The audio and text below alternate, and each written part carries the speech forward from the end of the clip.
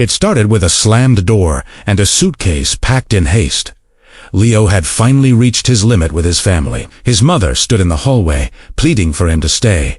Her eyes filled with tears, but Leo wouldn't hear a word of it. He was convinced he didn't need them anymore. He wanted to cut every tie and prove he could make it on his own. Word travels fast in small circles, and soon everyone knew Leo had walked out on his own blood. He visited cousins and old family friends, looking for a place to crash, but the warm welcomes he was used to had vanished. People who used to treat him like a VIP now barely looked him in the eye. He walked through the city streets, confused and stung by the sudden coldness of the world. By afternoon, hunger began to set in. Leo stopped at a local organic market and pointed to a beautiful, tight cluster of grapes.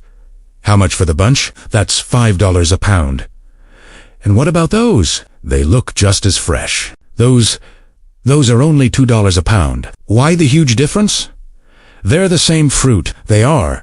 But once they fall off the vine and separate from the bunch, they lose their value. No one wants to buy a handful of loose grapes when they can have the whole cluster." The words hit Leo like a physical blow. He realized that as long as he was part of his bunch, his family, he had a certain standing and respect. But the moment he broke away, his value in the eyes of the world dropped, just like those loose grapes. He finally understood the questions that had been haunting him all day. There is an undeniable power in unity. When individual bricks come together, they form a wall. When walls come together, they create a home. If inanimate objects can find strength in being together, why do we, as humans, find it so hard? As the famous poet Iqbal once suggested, stay connected to the tree, and only then can you hope for the spring to bring you back to life. We are safe as long as we are together. The moment we break, we scatter.